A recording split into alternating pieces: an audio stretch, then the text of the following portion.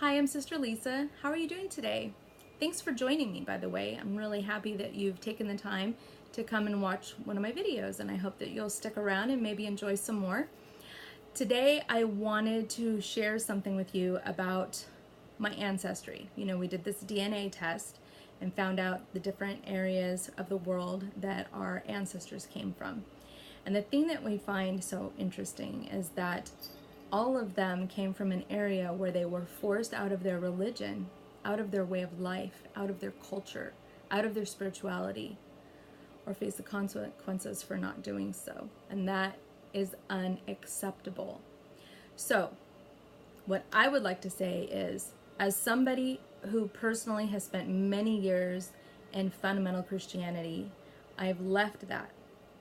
I have my own individual faith. But I would just like to say to those of you who have been forced out of your beliefs, those of you who have ancestors who have been forced out of their beliefs, as a former fundamentalist Christian, I just want to say I'm so sorry that that happened. And I'm so sorry to my ancestors that that happened to them.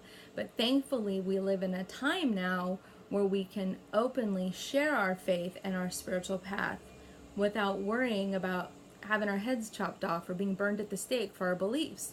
So now we have this time in our lives where we are at the most optimal time for sharing what we believe with other people, or just living out loud in a genuine manner every single day without having to worry about those things.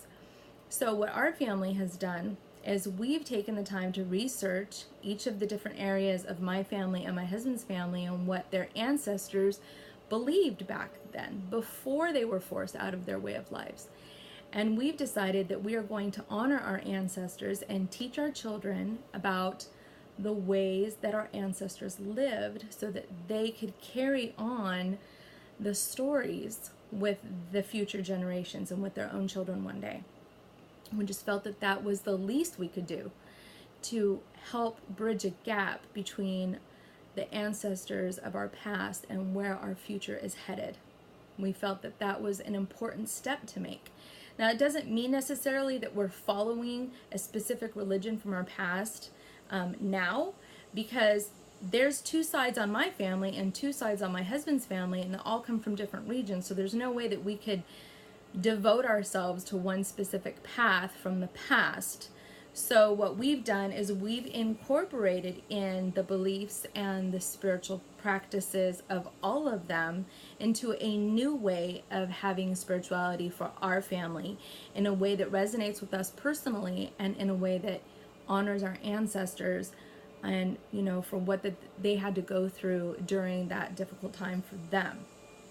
So that's just a personal path that we've taken as a family. And then, of course, we leave it up to our children, who three of them are adults now, and one of them is approaching adulthood in the next few years. And we want them to be able to choose for themselves what spiritual path that they will follow. But we also wanted to take the responsibility and the opportunity as parents to teach our children everything that we could about our ancestors and about what's available today as a spiritual person, to be able to decide what they want to do with their lives, and to give them the freedom to know that they can be interested in anything and look into everything, and then over time maybe develop a practice of their own. It doesn't mean that they have to follow one in particular. Maybe they want to glean from what they can from each of the areas of their ancestry and do as my husband and I have done, and that's create our own spiritual practice based on our ancestors' beliefs and what we believe today. So that's just something that I wanted to share with you. I don't know what your ancestry is. Do you know what your ancestry is? Maybe take some time to do at least a simple name search on your parents' last names to find out where that stems from, where those names stem from, and what the beliefs of those ancestors would have been back then. And then maybe take some time with either Ancestry or 23andMe and send in a DNA sample and find out for sure what your lineage is. And then start to learn from there and honor your ancestors and what was taken from them. Try to give it back in a way that would be meaningful for you and for them and for your future generations through your children, right? So maybe just take that information and see where that leads you. Have you done the DNA test? Do you honor your ancestors in any way in particular? I would love to hear your journey. I would like to know how you balance that, when you take into consideration what your ancestors went through and then how you can honor them in that. We went to Hawaii this last year for our 25th anniversary. And something that was really interesting to me is how it really wasn't that long ago that the Hawaiian people were prohibited to even do the hula. And that is a major form of communication for them with their stories and their ancestry and their culture. And they were forbade. They weren't allowed to conduct their spiritual ceremonies and their cultural traditions with one another.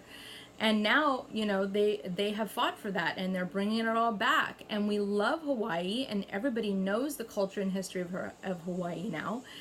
And, there's so much richness there, and we want to preserve that because it's such a major part of that island and for the chain of islands there and all the other islands around of the people that migrated to that area. Well, just think about your ancestors. Where's their story?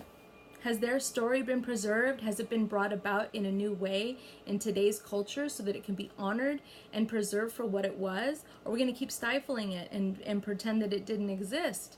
We have a responsibility now with our culture and with our society today.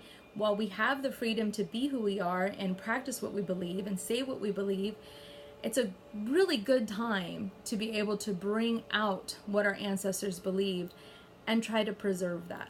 It doesn't mean we have to believe it. It doesn't, Hawaii, it doesn't mean that everybody has to believe what Hawaiians believe.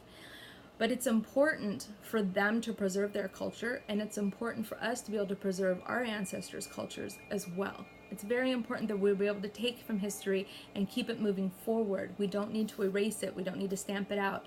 It's important to bring it out front and center and look at it and observe it and study it and appreciate it and appreciate the art and appreciate the music that was brought into those regions of the world back then.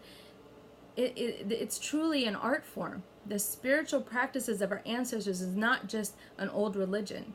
It's an art form, and we should be honoring it. Even if we don't follow it in a way where we're like worshiping the same deities that our ancestors did, we don't have to do that. But just learn about them, appreciate them, and honor them today. How about you? Let me know what you think.